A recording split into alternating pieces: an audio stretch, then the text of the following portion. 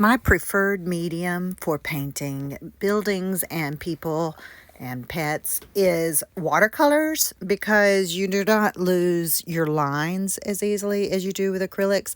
I love working with acrylics, but here you can see I've started this painting differently than I did others, the other buildings that I did in acrylics, because I really did not want to lose my lines, all these detail lines. So I put in shadows first with a glaze, and here I'm glazing the red brick color over those shadows and around the windows, just really not wanting to lose the details of the drawing. And I do not just freehand paint when I'm doing buildings and people and pets. You just have to be perfect with them, or as close to perfect as possible.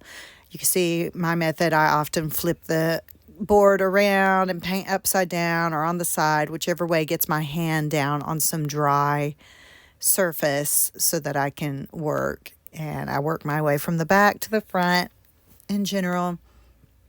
And here I'm going in and doing some more details, or some details with the white. Typically I would save that till later. I'm not sure why I decided to go ahead and do it. Probably, again, not wanting to lose my lines as I started putting in my bricks. And here I'm doing more shadows to really make those windows pop, and the brickwork on St. John's Church to pop.